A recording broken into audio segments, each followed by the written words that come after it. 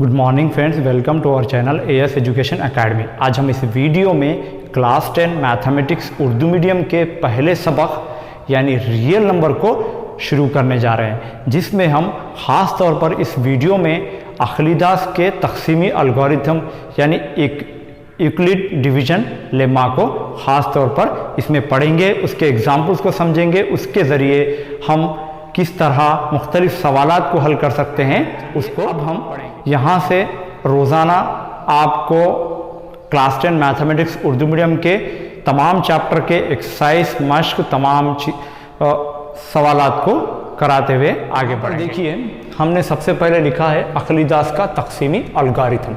इसको समझने से पहले मैंने एक बॉक्स बनाया है। इस बॉक्स की मदद से हम इसको बहुत ही अच्छी तरह से समझ सकते हैं। जैसे कि यहाँ पर लिखा है आइटम यानी कोई चीज़ है, और यहाँ पर कुल तादाद कितनी है। मैंने कुछ चीज़ें लिया है, यहाँ पर बाल पेन 21 लिया है, रबर 14 लिया है, पेंसिल 45 लिया है, और यहाँ पर शार्पनर हमने 5 लिया है। इसी तरह यहाँ पर देखिए पैक में तादाद, अगर हम उसके पैक बना दें, मतलब 2-2 का पैक, 3-3 का पैक, 5-5 का पैक, एक मतलब पैक की शक्ल, और यहाँ पर कितने पैक बनेंगे यानी कुल पैक की तादाद। अगर हम कुछ चीज़ को पैक बना दें तो क्या खुले वाले कुछ आइटम हैं उसको बाकी में यहाँ पर लिखेंगे। चलिए मैं यहाँ पर पैक बनाना शुरू करता हूँ।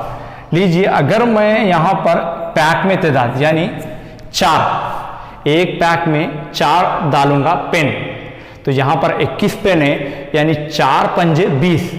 तो यहाँ पर हमको कुल पैक कितने बनेंगे, 5 पैक बनेंगे, 4 पंजे 20। लेकिन यहाँ पर है 21, तो खुले आइटम जो पैक में नहीं है वो 1 बच गया, तो उसको यहाँ पर लिखेंगे बाकी में। इसी तरह मैं और एक सवाल यहाँ पर लिया हूँ रबर, जो कि 14 है। अभी आप देखिए, मैं यहाँ पर लेता हूँ 3, यानी एक पैक में 3 रबर को डालूंगा, तो वहां पर कितने पैक बन सकते हैं, 3 चौक 12 हासिल हो सकता है।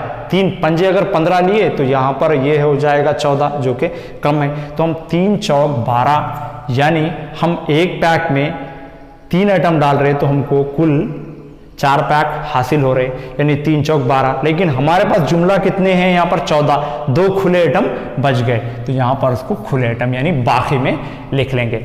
इसी तरह यहाँ पर है 45।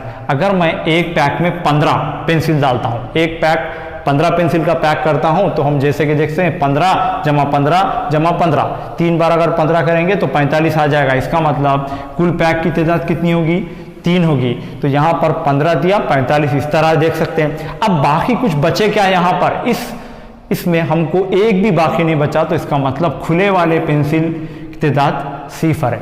नेक्स्ट है यहाँ पर 5, हमारे पास 5 है शार्पनर।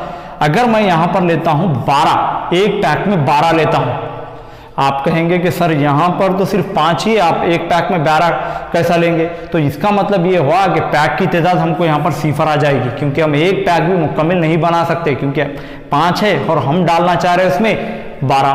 तो इसका मतलब यहाँ पर 0 लेंगे, तो खुले वाले यानी जो आइटम था वो का वो बच जाएगा। अब यहाँ पर देखिए, ये हमने जदवल हासिल कर लिया।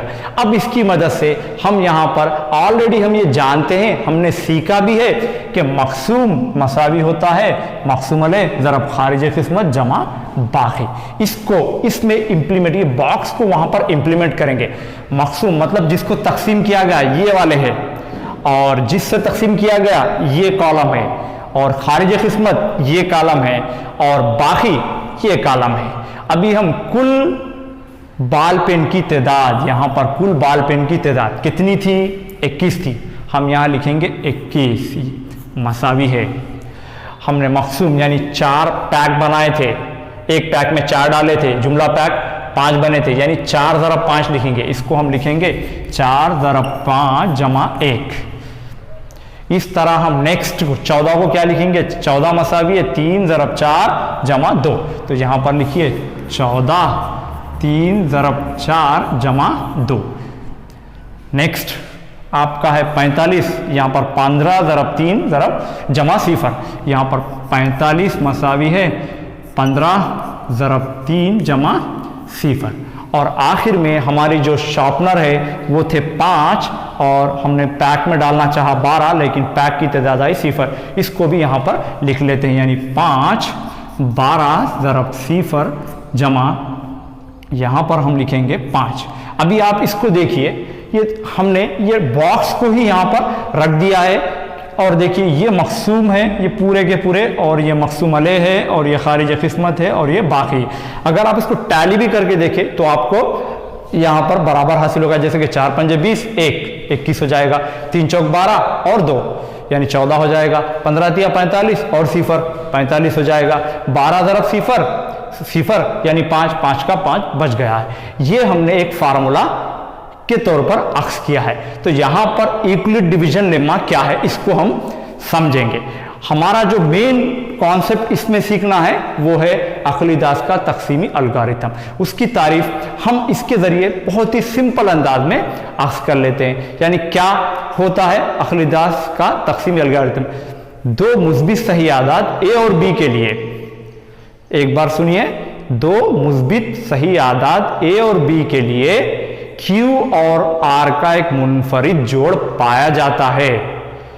वो जोड़ कैसा होता है? ये A मसावी है BQ प्लस R, जहां पर ये जो R है ये छोटा होता है B से यानी मकसूम अलह से, और बड़ा होता है मसावी होता है 0 से, यानी कभी कभी R बाकी यानी 0, R का मतलब है रिमाइंडर, और कभी कभी वो 0 हासिल होता है, कभी कभी R बड़ा होता है यानी 0 से, लेकिन कंडीशन ये है कि वो B से छोटा होता है। B यहाँ पर क्या है? जैसे कि ये है मकसूम, और ये मकसूम अलह, और ये खारिज किस्मत, और ये जमा।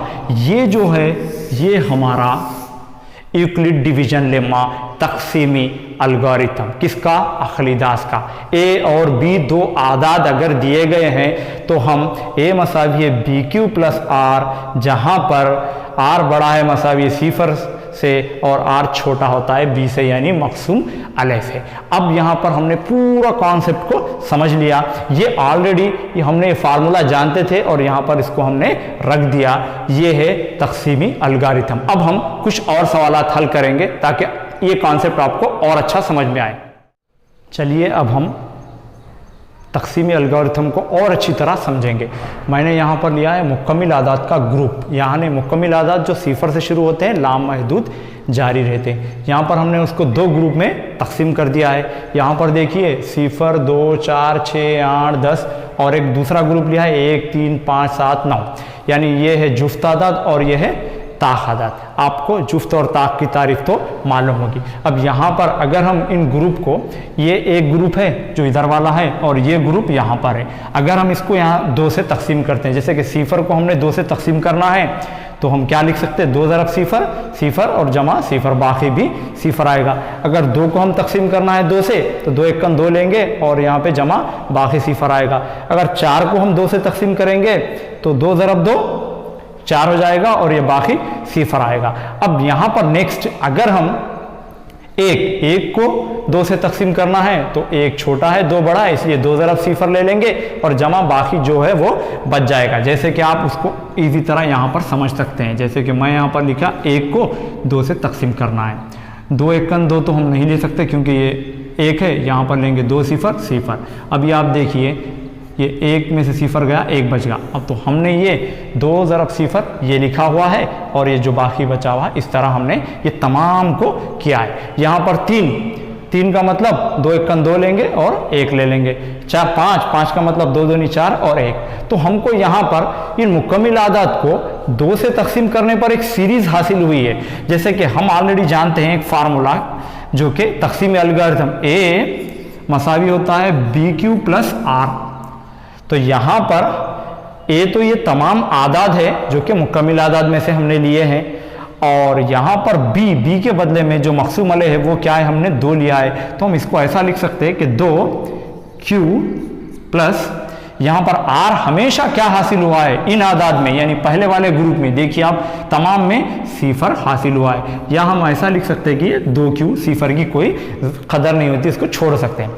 यहाँ पर भी अगर हम सेम फार्मूला लिखें a मसावी है bq प्लस आर, लेकिन ये सीरीज में देखिए आप ये b यहाँ पर भी 2 है और ये q, लेकिन r यहाँ पर जो हासिल हुआ है 1 हासिल हुआ है। इसका मतलब ये है कि अगर हम मुकम्मिल आदाद को 2 से तकसीम करें तो हमको 2 मुमकिना कदरें आती है, एक तो 2q और एक आता है 2q प्लस 1। तो आपको ये पॉइंट नोट करना है, अगर हम किसी अदद को 2 से तकसीम करते हैं तो उसके बाकी में 2 मुमकिना कदरें आती है, एक तो वो सिफर होती है जो कि हमको यहाँ पर हासिल हुई है और एक होती है 1। और जिसमें सिफर हासिल होती है 2 से तकसीम करने पर ये पूरे आदाद जुफ्त आदाद होते हैं, और जिसमें 1 हासिल होती है उसमें आपको वो तमाम आदाद ताक आदाद होते हैं। तो आपको ये पॉइंट क्लियर हो जाना चाहिए कि जब भी हम इन मुकम्मिल आदाद को 2 से तकसीम करते हैं तो हमको 2 मुमकिना कदरें आती है, या तो वो पूरा तकसीम हो गया तो सिफर आ जाएगा, या अगर वो पूरा तकसीम नहीं हुआ तो वो 1 आ जाएगा। उसी को हम यहाँ पर इस जदवल में लिखेंगे जो हमने वहाँ पर सीखा है। देखिए मैंने लिखा मक़सूम बाकी और एक ही मुमकिना अशकाल। यहाँ पर देखिए एक ही मुमकिना अशकाल क्या क्या हो सकती है, जैसे कि मक़सूम 2 है, हमने यहाँ पर इन दोनों को तकसीम करके देखा, यहाँ पर भी 2 से यहाँ पर भी 2 से, तो हमको उसकी बाकी की जो मुमकिना कदरें हासिल हुई है सिफर और 1 हुई है, जैसे कि यहाँ पर सिफर और यहाँ पर 1। अब यहाँ पर इसको हम किस तरह लिख सकते हैं, इसको हमने ऑलरेडी लिखा है 2q प्लस 0, या और एक जो कदर होती है 2q प्लस 1। नेक्स्ट जो हमारा है, अगर हम इन्हीं आदाद को 3 से तकसीम करें तो क्या क्या मुमकिन कदरें आ सकती है।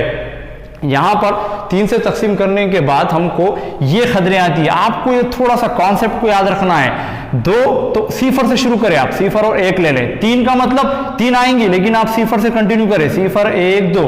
अगर 4 से तकसीम करें तो सिफर 1 2 3 4 कदरें आएंगी। 5 से तकसीम करें तो 5 कदरें आ सकती है, सिफर 1 2 3 तो 4। यहाँ पर अगर हम इसको देखें भी, यहाँ पर 3 से मैं एक अदद को कोई भी अदद लेकर तकसीम करके देखता हूँ, जैसे कि मुकम्मिल आदाद में आप जानते हैं कि 1 है 2 है 3 है, ये पूरे तमाम के तमाम ये मुकम्मिल आदाद में है। अभी आप देखिए यहाँ पर मैं 3 से तकसीम करता हूँ सिफर को, मैंने तकसीम किया 3 को, सिफर को 3 से, ये सिफर छोटा है इसलिए यहाँ पर भी लेंगे हम सिफर, तो यहाँ पर सिफर आ जाएगा। अभी आप देखिए इसकी जो मुमकिना कदर है ये सिफर हमको हासिल हुई। अब नेक्स्ट मैं लेता हूँ 1 को हम तकसीम करेंगे 3 से, ये मुकम्मिल तकसीम नहीं होगा, तो यानी यहाँ पर क्या ले लेंगे 3 सिफर। अभी आप देखिए 1 में से सिफर गया, 1 बच गया, जो कि हमारी बाकी की मुमकिना कदर और 1 हासिल हुई। अगर हम नेक्स्ट वाला लेते हैं यहाँ पर 2, अब मैं तकसीम करता हूँ 3 से 2 को, यानी 2 अब यहाँ पे 3 से, ये 2 छोटा है 3 बड़ा है, यहाँ पर भी सिफर ले लेंगे, यानी 3 सिफर और बाकी जो बच गया 2। देखिए आप हमको 3 कदरें हासिल हुई है, यहाँ पर सिफर हासिल हुआ, यहाँ पर 1, यहाँ पर 2, जब हम 3 से तकसीम कर रहे। क्या हम आगे भी करके देख सकते हैं, क्या हमको फॉर एग्जाम्पल मैं लेता हूँ यहाँ पर 3, अगर मैं 3 से तकसीम करता हूँ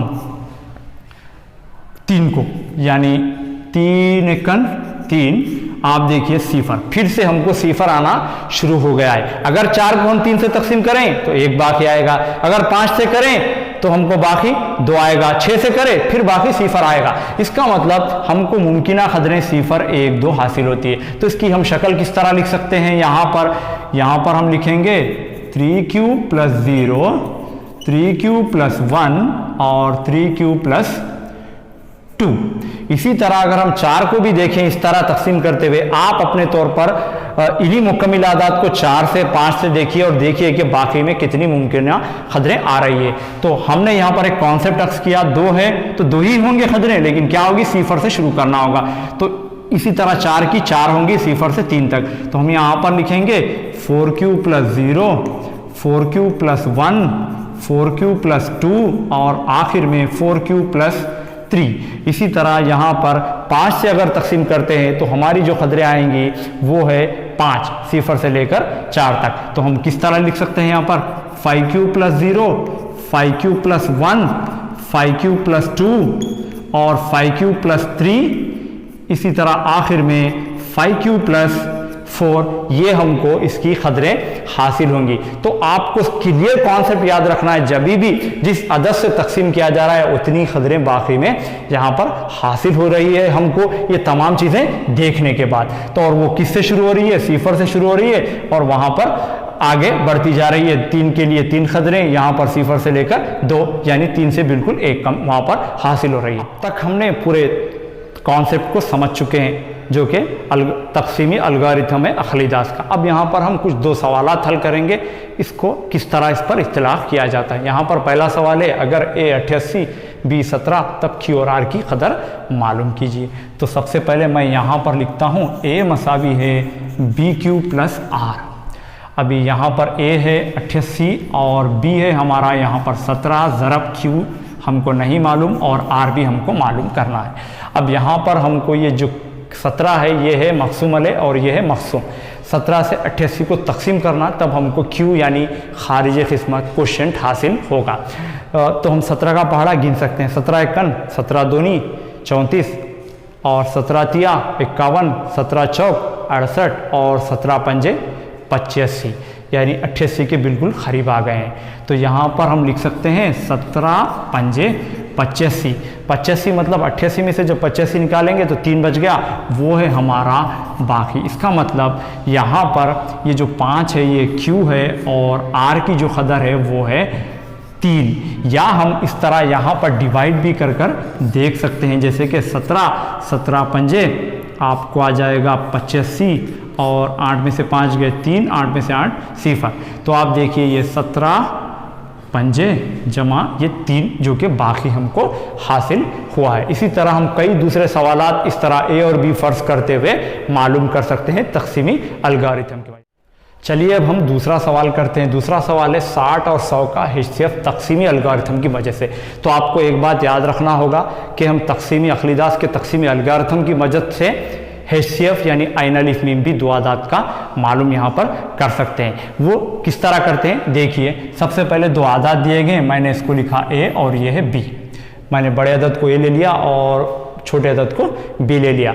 यहाँ पर ये तकसीम होने वाला, ये तकसीम करने वाला। और हमारा अखलीदास का कानून क्या है? a मसावी है bq प्लस r, ये है। अब यहाँ पर a कितना है?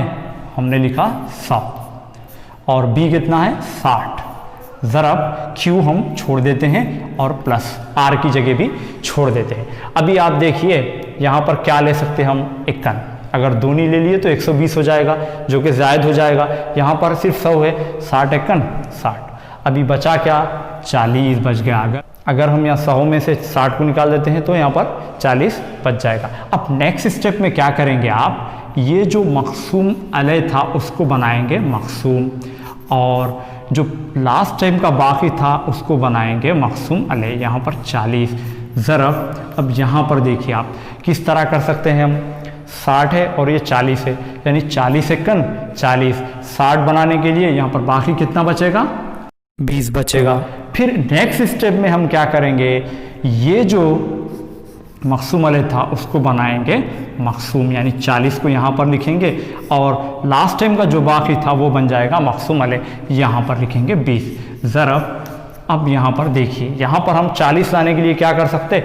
20 दूनी 40 हमको हासिल हो गया और बचा क्या? सिफर। हम इस तरह कब तक करते जाएंगे? जब तक हमको बाकी में सिफर हासिल ना हो। और आखिर का जो मक़सूम अलैह है ये वाला, ये हमारा आइन अलिफ मीम होगा। यहाँ पर इस सवाल के लिए इसका आइन अलिफ मीम यानी आधा ज़म मुश्तरिक, बड़े से बड़ा अदद जो इन दोनों अदद को मुकम्मल तौर पर तकसीम करता वो है 20। इसको हम और आसान बनाने के लिए तकसीम का तरीक़ा भी इस्तेमाल कर सकते हैं। जैसे कि सबसे पहले यहाँ पर 100 लिख लिया मैंने। नेक्स्ट 100 को किससे तकसीम करना है? 60 से, यानी 60 एकन 60। बच गया आपका 40।